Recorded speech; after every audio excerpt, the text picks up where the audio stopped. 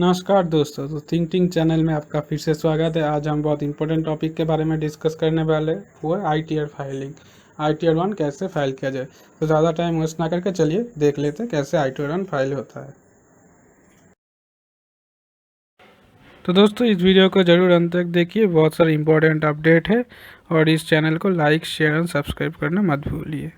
तो गूगल में जाके आपको लिखना है इनकम टैक्स ई फाइलिंग। उसमें आपको पहला ऑप्शन मिलेगा ई filing home page income tax department. तो उस लिंक पे आपको पहले चले जाना है, देखते हैं उस लिंक में क्या मिलेगा। तो अभी हम पहुंच गए income tax e filing .gov.in पे। यहाँ पर जैसे आप देख रहे हैं, यहाँ पर आपका रजिस्टर करने का ऑप्शन है, लॉग इन करने का ऑप्शन है और फॉरगेट पासवर्ड का भी ऑप्शन है। तो अगर आप पहले से ही रजिस्टर कर चुके हो तो आप लॉग इन करेंगे, अगर नहीं तो आप नया है इस पोर्टल पे तो आपको रजिस्टर करना है। तो रजिस्टर के लिए मैं एक दूसरा वीडियो बना दूंगा डिटेल। तो चलिए हम लोग लॉग इन करके देख लेते हैं प्रोसेस क्या क्या है।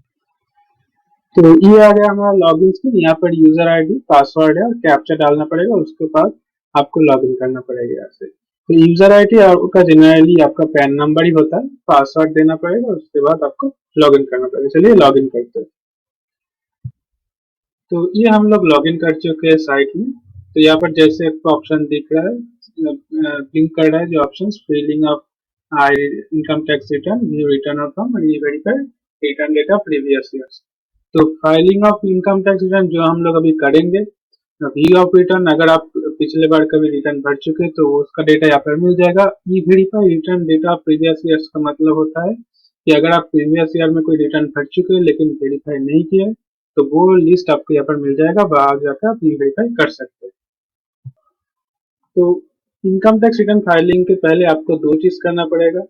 एक, आपको आपका जो एम्प्लॉयर है उसका जो फॉर्म 16 है वो आपको डाउनलोड करके रखना पड़ेगा आपके पास।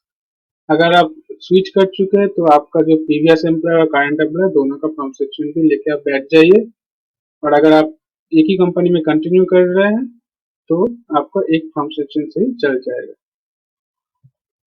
और एक इम्पोर्टेंट चीज आपको क्या करना है, आपको चेक करना है आपका 26A जहाँ पे आपका डिटेल्स रहेगा क्या टीडीएस आपका काटा गया है। अगर आपके पास ऑलरेडी डाउनलोड है तब तो अच्छा, नहीं तो आप यहाँ पर से भी चेक कर सकते हैं। मैं आपको दिखाता हूँ। ये माई अकाउंट में जाके आप देखें पहले ऑप्शन व्यू फॉर्म 26A, यहाँ पर जाके क्लिक कीजिए। यहाँ पर जाके आपको क्या करना है, कॉन्फर्म प्रेस करना पड़ेगा। तो कंफर्म पेज करते ही आपको दूसरे पोर्टल पे लेके जाएगा। यहाँ पर जाके आपको चेकबॉक्स चेक करके प्रोसीड करना पड़ेगा and then view tax credit पे क्लिक करना पड़ेगा। एंड देन ये आपको आपके असेसमेंट ईयर इस साल का आपका होगा 2020 to 2021। इसको चूज करके आपको HTML कर देने से ये अगर आप व्यूअर डाउनलोड करेंगे तो आपको इस कॉल करते ही आपको नीचे आपका जो डेटा है, जो जो टैक्स आपके ऊपर पड़ा है वो आपको दिखा देगा। तो चले आते हैं इस पोर्टल पे। तो चलिए चलते हैं filing of income tax return.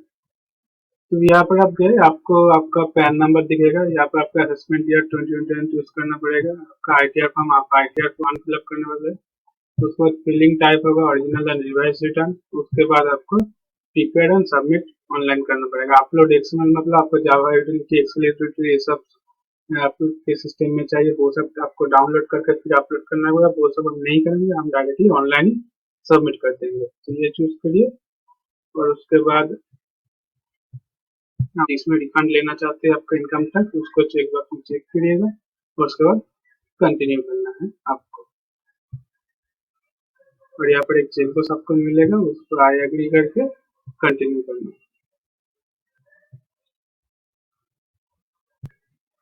यहाँ पर देखिए आपको ये डिटेल्स आपको मिल रहा है। ये डिटेल्स आपको थोड़ा एक जनरल इंस्ट्रक्शन है। उसके बाद देखिए बहुत सारा टैब्स है आपके पास। तो ये क्या क्या है इसके बारे में हम लोग डिस्कस करेंगे। और यहाँ पर जैसे कि आप देख रहे हैं ये है आपका जनरल इंस्ट्रक्शन और इसमें बहुत सारे और भी टैब्स है। तो इसमें हम जान लेंगे क्या क्या है।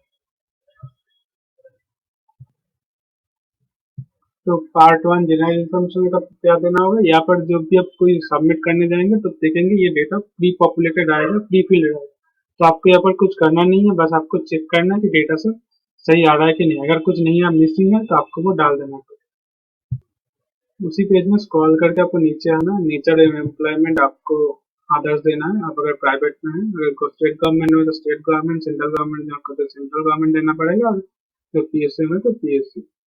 उसके बाद ये A20 फील्ड अंडर सेक्शन, ये फील्ड पेपर 139 अंडर सेक्शन, ये आपको डिफॉल्ट आएगा, आपको यही देना है। उसके बाद ये एक सेक्शन नया आया है, इसमें आपको क्या पूछ लेता है आपसे कि देखिए अगर आप डिपॉजिट अमाउंट इस साल कभी 1 करोड़ से ज्यादा हुआ है कि नहीं, अगर आपका एक्सपेंडिचर इनका फॉरेन ट्रैवल में 2 लाख से ज्यादा हुआ है कि नहीं, अगर आपका इलेक्ट्रिसिटी बिल 1 लाख से ज्यादा हुआ है, अगर एक भी आपका यस है तो इस ऊपर वाले ऑप्शन को आपको यस करना है, और एक भी आपका यस नहीं है तो आपको बस नो कर देना है। तो इस पेज में आपका काम यहाँ पर खत्म होता है। अब चले जाते हैं नेक्स्ट टैब में, क्या है देख लेते हैं। ये टैब आपका बहुत ही इम्पोर्टेंट पार्ट है ई फाइलिंग का। जैसे लिखा है आपको computation of income and tax. तो अभी आपका फॉर्म 16 काम में आएगा। फॉर्म 16 को देख के ये आपको फिलअप करना पड़ेगा। आपको बहुत ही इजी टास्क है, चलिए देख लेते हैं क्या क्या है। तो आप लोगों की सुविधा के लिए मैं एक डमी फॉर्म 16 डाउनलोड करके रखा हूँ। वहाँ पर कोई डेटा नहीं है, लेकिन कैसा होता है आपके फॉर्म 16 जैसा ही होगा, तो उसको देख देख के हम लोग थोड़ा फिलअप करके ट्राई करेंगे। आपको जो फॉर्म 16 मिला है, आइदर एक एम्प्लॉयर या 2 एम्प्लॉयर से आप डाउनलोड करके उसके पार्ट बी में आ जाइएगा। पार्ट बी में आप देखिए, पार्ट बी में आप देखिए ऐसे आपको आपके फॉर्म 16 में लिखा रहेगा कि salary as per provision content under 17A1। तो चलिए आइए उस पोर्टल पे देखते हैं। इस पोर्टल में भी देखिए सैलरी एज पर सेक्शन 17A आपका है, तो यहाँ पर आपको अमाउंट डालना पड़ेगा। तो आपका अमाउंट मान लीजिए 2 लाख रुपए, तो मैं 2 लाख रुपए डाल देता हूँ। तो उसके बाद आपका क्या है, उसका जैसे देखिए मैं 2 लाख डाला, यहाँ पर कुछ सिस्टम कैलकुलेटर नंबर बैठ गए यहाँ। तो ऐसे ही आपको बस डालना है आपके फॉर्म 16 देख देख के। जैसे देखिए फॉर्म 16 और 72 होगा, 17/2, 17/3। अगर इसमें कुछ डेटा है तो डालिए, अगर जीरो है तो कोई डालने का जरूरत नहीं, जीरो ही रखने दीजिए। अगर आपका 2 एम्प्लॉयर से तो आप काम कर चुके हैं, इस साल अगर स्विच कर चुके हैं तो दोनों एम्प्लॉयर का जो 71 में जो है वो एड अप करके इसमें आपको डालना पड़ेगा। सिंपल होता है।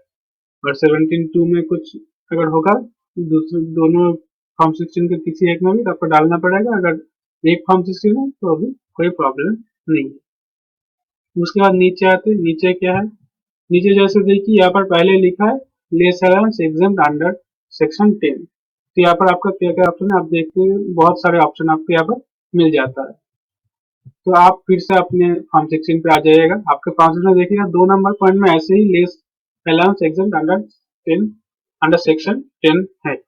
तो इसमें जनरली क्या होता है, अगर आप स्विच कर चुके हैं तो आपको अर्नलिप का पैसा जो है वो एग्जेम्प्टेड होता है, वो आपको देखने को मिलेगा। और जनरली क्या होता है, जनरली अगर आप हाउस रेंट के लिए कुछ एक्सेम्पशन क्लेम कर चुके हैं वो भी आपको मिल सकता है। तो फिर से हम लोग इस टर्म में आ गए, देख लेते हैं यहाँ पर क्या क्या है। जैसे ड्रॉप डाउन में देखिए यहाँ पर 10A/A 10A पे आपका है लीव इनकैशमेंट, अन लीव इनकैशमेंट। तो जैसे देखिए यहाँ पर एक ऑप्शन है, तो आप जब भी काम करेंगे तो कभी कभी मिडिल में ऐसा ऑप्शन आएगा, तब ओके करके सेव एज ड्राफ्ट ऊपर जाके क्लिक कर दीजिएगा, तो ये ऐसा आएगा। लेकिन आप सेव ड्राफ्ट रखेंगे तो डेटा आपको जो डाला है वो डिलीट नहीं होगा, तो सेव एज ड्राफ्ट करते रहिएगा। तो यहाँ पर देखिए अंडर 10 है क्या क्या है, अर्नलिव एनकैशमेंट भी है, और यहाँ पर 1013 है हाउस रेंट भी, और भी सारा है। ये आपका जो भी आपको लीव ट्रैवल कंसेशन ये सब भी आएगा।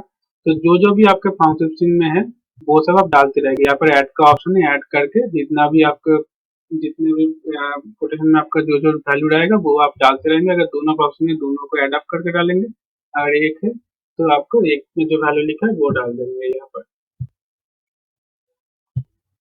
अब चले आते हैं नीचे, देखिए जो जो डिसेबल फील्ड है वो तो आप कुछ नहीं कर पाएंगे, उसमें आपका डेटा ऑटोमेटिक फिलअप होता रहेगा, जो भी कॉन्स्टेंट डिडक्शन जो भी है। जैसे यहाँ पर देखिए डिडक्शन अंडर 16 में आपका 50,000 बढ़ रहा है। तो अगर आप एक एम्प्लॉयर से भी काम कर चुके तो आपका तो कोई प्रॉब्लम नहीं है, लेकिन आप दोनों एम्प्लॉयर के साथ काम कर चुके तो देखेंगे दोनों में डिडक्शन आपको 50-50 दिखा रहा है, क्योंकि दोनों का टीडीएस अलग से कैलकुलेशन है। तो आपका ये एक ही बार 50,000 कॉन्सेशन मिलेगा। तो ये आप घबराना मत, ये आपको एक ही 50,000 होगा, ये आपको 1 लाख नहीं आएगा। आपको दिखाएगा दोनों फॉर्मेशन में 50-50, लेकिन 50,000 लेकिन होगा एक ही बार आपका। ओके, तो बाकी आपको यहाँ पर है देखिए प्रोफेशनल टैक्स, ये आप डाल सकते हैं, इनेबल फील्ड है। तो प्रोफेशनल टैक्स आपको हर मंथ में काटा जाता है आपके सैलरी से, तो वो आप एडअप करके दोनों फॉर्मेशन में तो एडअप करके, और ये एक फंक्शन है तो उसका डेटा डाल देंगे यहाँ पर। नीचे है आपका B2 में हाउस प्रॉपर्टी। अगर आपका हाउस प्रॉपर्टी कुछ है, सेल्फ ऑक्युपाइड लेट आउट है, तो आप यहाँ पर डेटा डाल सकते हो, उसका क्या रेंट है क्या कुछ है आप डाल सकते हैं। अगर आप हाउस रेंट पे इंटरेस्ट पे करते तब भी आप डाल सकते हो, लेकिन इसमें भी कुछ इफ्स एंड बट्स है। अगर कुछ ऐसा है कि सेटअप करने के बाद है तो आप ITR 2 भी फिलअप करना पड़ेगा। तो अगर आपका रेंट, अगर आप इंटरेस्ट पे कर रहे हैं तो जरूर बैंक से आपका जो इनकम टैक्स सर्टिफिकेट होता है, मतलब जो इस साल में जितना आप प्रिंसिपल अमाउंट और टैक्स पे कर चुके हैं, जितना भी इंटरेस्ट, वो आप एक सर्टिफिकेट मांग लीजिएगा कितना आप इंटरेस्ट पे कर चुके इस साल में हाउस रेंट के अगेंस्ट, और कितना प्रिंसिपल पे कर चुके हैं। उसके बाद आते हैं B3 में इनकम फ्रॉम अदर सोर्स। इसमें देखिए क्या क्या आपके ऑप्शन है। देखिए इनकम फ्रॉम अदर सोर्स में क्या क्या ऑप्शन है आपका। Income from interest from savings account, interest from bank deposit and corporate trade, interest from ITR filing, family pension and other. तो यहाँ पर आपका जो सेविंग्स अकाउंट आपका जो भी होगा, उसमें आपका जो इंटरेस्ट कटा होगा वो आपको कैलकुलेट करके डालना पड़ेगा। आप देखिएगा आपके सेविंग्स अकाउंट में INT करके या INTT करके कुछ बैंक में एक अमाउंट आपका ऐड अप होता है, क्रेडिट होता है, वो आप ऐड करके यहाँ पर डालिएगा। और इसमें आप इनकम टैक्स कंसेशन भी क्लेम कर सकते हैं। जो भी अमाउंट आप यहाँ पे डालिएगा, मान लीजिए आप सेविंग अकाउंट के इंटरेस्ट में कुछ यहाँ पर डालते हैं, मान लीजिए मैं 100 रुपीज डालता हूँ यहाँ पर, तो ये 100 रुपीज आप कंसेशन भी क्लेम कर सकते हैं। कहाँ पर क्लेम करेंगे, नीचे आइए, नीचे आपका 80TTA, 80TTA के लिए interest on saving account in case of other situation. तो यहाँ पर आप ये 100 रुपीज लिख देंगे, तो ये आपका डिडक्शन में क्लेम हो जाएगा। ये मैंने जहां पर फिलअप किया ये पार्ट है आपका, उसके नीचे वाला पार्ट C, जिसमें मैं आऊंगा अभी थोड़ी देर बाद में। तो B3 में हमने क्या देखा, जो इनकम फ्रॉम अदर सोर्सेज वो हमने डाल दिया, और उसके बाद उसके लिए जो कॉन्स्टेंट क्लेम करना होता है टैक्स का, वो भी हमने डाल दिया। वो मिलता है आपका कहाँ पर, 80TTA अंडर पार्ट C। ये सब आपका आपके फॉर्म 16 में क्यों नहीं रहेगा, क्यों नहीं रहेगा, क्योंकि वो आपका एम्प्लॉयर का TDS का फाइलिंग का फॉर्म 16 है, तो वो आपको नहीं मिलेगा। ये सब आपको कैलकुलेशन करके डालना पड़ेगा अगर कुछ है तो। आइडियली ये सब डालना पड़ता है, लेकिन मैंने बहुत सारे लोगों को देखा है कि ये सब डालते नहीं है, क्योंकि बहुत कम अमाउंट का इंटरेस्ट होता है, तो वो लोग डालते नहीं है। लेकिन आइडियली ये आपको डालना चाहिए अगर आपके पास एग्जैक्ट कैलकुलेशन है तो। उसके बाद और एक इम्पोर्टेंट पार्ट पे आते हैं, पार्ट C। यहाँ पर आपका जो जो डिडक्शन है वो आप क्लेम कर सकते हैं। यहाँ पर देखिए बोल्ड करके एक ऑप्शन है, इस बार दिया हुआ है कि अगर मान लीजिए इस बार एक सर्टेन सिनेरियो होता है जिसकी वजह से अगर आप 1 अप्रैल से 31 जुलाई तक भी जो अगर कुछ ये कुछ प्रीमियम या कुछ दे चुके हैं, डोनेशंस कर चुके हैं, तो वो भी आप इस साल के ITR फाइल में क्लेम कर सकते हो। तो एक स्पेशल प्रोविजन डाला गया है, वो आपको शेड्यूल DI बोल के एक टैब है जो मैं ऊपर आपको दिखाऊंगा, वहां पर आपको फिलअप करना। चलिए मैं दिखा देता हूँ। तो अगर आप 1 अप्रैल 2020 से 31 जुलाई 2020 में अगर कुछ अमाउंट क्लेम कर चुके, कुछ अमाउंट क्लेम करना चाहते हैं, तो यहाँ पर आपको डिडक्शन दिखाना होगा। तो क्या आप 1 अप्रैल से 31 जुलाई तक ये क्लेम करना चाहते हैं और लास्ट साल कितने पे की, यहाँ पर आपको डिफरेंशिएट करके दिखाना पड़ेगा। यही आपका शेड्यूल दिया। तो चलिए पार्ट C में फिर से बैक करते हैं। यहाँ पर आपको देखिए पार्ट C में पहला ऑप्शन है 80C। ये सेम टू सेम आपके फॉर्म 16 में भी रहेगा। 80C में life insurance premium, provident fund और जो कैलकुलेशन है, वो जितने अमाउंट आपके फॉर्म 16 में डाला रहेगा वो आपको यहाँ पर जो पुट कर देना है। उसके बाद क्या आता है, जनरली आप हम लोगों को क्या आता है, पेंशन स्कीम, जो सेंट्रल गवर्नमेंट स्टेट गवर्नमेंट के एम्प्लॉय होते हैं उनको पेंशन स्कीम में आते हैं, तो वो लोग उन लोग के फॉर्म 16 में भी ये सब आएगा। 80CCD और 80CCD 1 1B एंड 2 में वो आपका अमाउंट डालना पड़ेगा। उसके बाद आता है क्या, 80D प्रीमियम। ये बहुत इंपॉर्टेंट है आजकल के लिए, हेल्थ इंश्योरेंस प्रीमियम का अमाउंट। तो देखिए यहाँ पर फील्ड डिसेबल है, यहाँ पर आप डाल नहीं सकते, तो इसके लिए भी और एक अलग से टैब बनाया गया है जहाँ पर आप डिटेल्स में डाल सकते हो। चलिए देख लेते हैं। तो ये है आपका 80 डिटेल, यहाँ पर आपको डालना है डिटेल। अगर आप अपने लिए कुछ मेडिकल इंश्योरेंस किए हैं तो वो यस नो डालना पड़ेगा, अगर आप सीनियर सिटीजन है या नहीं। अगर आपके पेरेंट्स कोई सीनियर सिटीजन है तो यहाँ पर आपको यस नो डालना पड़ेगा। और डाल के यहाँ पर देखिए, अगर आप यस करेंगे तो ये इससे नीचे 3 ऑप्शन खुल जाएगा जिसमें आप मेडिकल एक्सपेंडिचर भी क्लेम कर सकते हैं, हेल्थ इंश्योरेंस भी क्लेम कर सकते हैं, या प्रिवेंटिव हेल्थ चेकअप भी क्लेम कर सकते हैं। और सेम एज यहाँ पर ऊपर भी आपके लिए भी आप भी क्लेम कर सकते हैं अपने लिए। अगर यस या नो करते हैं तो उसके बेस पे यहाँ पर आपका ऑप्शन मिल जाएगा, तो आप हेल्थ इंश्योरेंस में कितना पैसा दिए वो भी आपके फॉर्म सेक्शन से आपको मिल जाएगा। तो जब भी आप वो फिलअप करेंगे आप देखेंगे यहाँ पर पार्ट सी में आपका वैल्यू ऑटोमेटिक पॉपुलेट हो जाएगा। यहाँ पर और भी कुछ और भी डिडक्शन आप क्लेम कर सकते हैं, जैसे education loan, higher education loan ये क्लेम कर सकते हैं। ये सब बहुत बड़ा टॉपिक है, तो इस सब के बारे में मैं अलग से अगर आपको चाहिए तो कमेंट कर सकते हैं, मैं वीडियो बना दूंगा। इसमें आप डिडक्शन क्लेम कर सकते हैं, बहुत सारे यहाँ पर डिडक्शन है। कोई डोनेशन अगर आप दिए हैं तो भी यहाँ पर क्लेम कर सकते हैं। डिसेबल पर्सन के लिए भी आपको अगर मेडिकल चेकअप या कर दिए है तो वो भी आप क्लेम कर सकते हैं। बहुत सारा यहाँ पर डिडक्शन आपको देना पड़ेगा।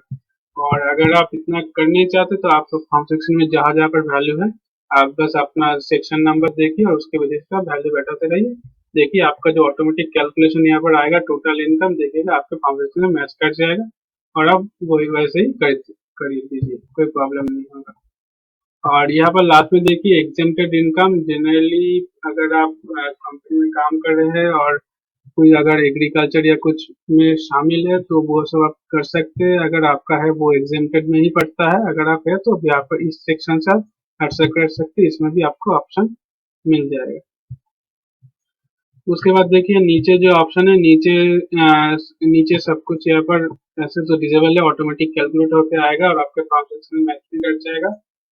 लेकिन एक ऑप्शन यहाँ पर देखिए, ये आप relieve under section 89 please form 10 to claim this select. तो आपको पहले से अगर 10 आप क्लेम कर चुके तो वो उसमें जो आपका कैलकुलेशन आएगा वो आप अपने डाल सकते हैं। ज्यादातर जनरली बहुत कम लोगों का होता है, तो आप अगर है तो ये आपको डाल के फर्दर टैक्स कलेक्शन कर सकते हैं।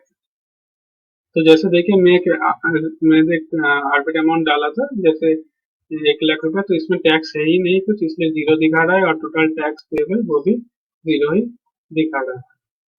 लेकिन आप अगर क्लेम करेंगे, अगर फिलअप करेंगे तो आपको शायद यहाँ पर कुछ दिखा सकता है tax payable and total income, लेकिन आप लास्ट में देखिएगा यहाँ पर आपको क्या दिखा रहा है, टोटल टैक्स फी और समथिंग जो इंटरेस्ट है वो आपको क्या दिखा रहा है। अगर आपका जीरो है तो कोई प्रॉब्लम नहीं, अगर कोई अमाउंट आता है तो आपको वो पे करना पड़ेगा। तो चलिए नेक्स्ट टैब में देख लेते हैं क्या क्या है।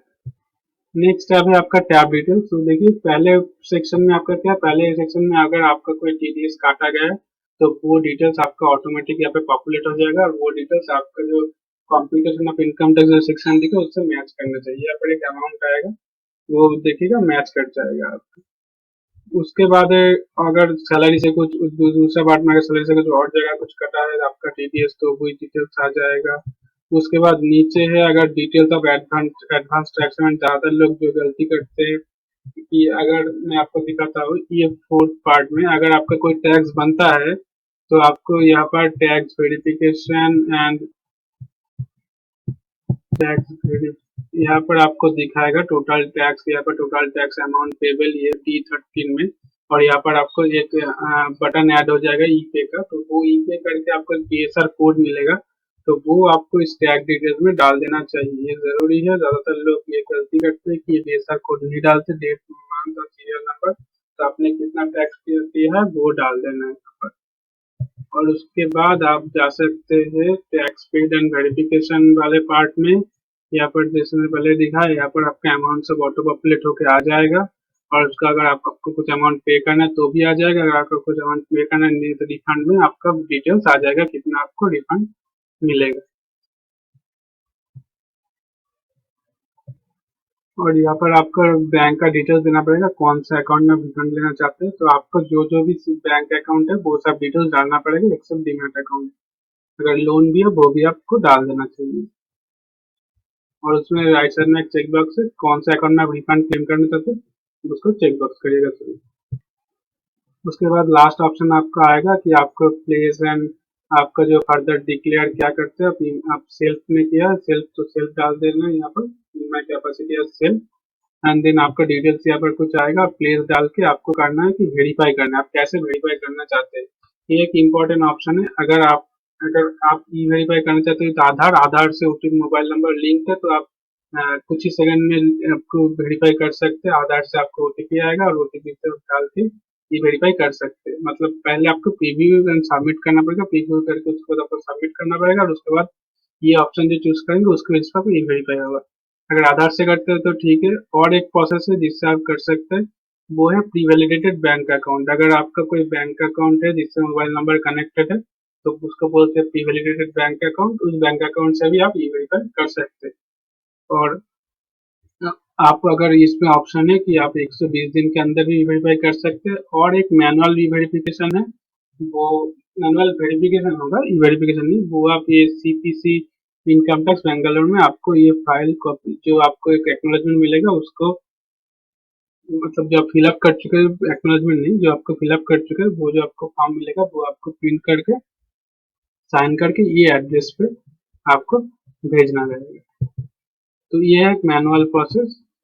और अगर आप ई वेरीफाई करना चाहते हो तो इधर आपका आधार से ओटीपी ज़्यादातर लोग कनेक्ट नहीं होता है, तो आप प्री वैलिडेटेड बैंक अकाउंट से सबमिट कर सकते हो। तो जब भी आप सबमिट करेंगे तो आपको प्रीव्यू सबमिट करेंगे तो आपको प्रीव्यू दिखाएगा। प्रीव्यू के बाद आपको बस सबमिट कर देना है और उसके बाद आपको ओटीपी से वेरीफाई होगा। वहाँ पर भी आपको ऑप्शन पूछेगा कि आप आधार ओटीपी, अगर आप ये चूज करते हैं तो वहाँ पर भी आपको ऑप्शन पूछेगा कि आधार ओटीपी से करना चाहते हैं या प्री वैलिडेटेड बैंक अकाउंट।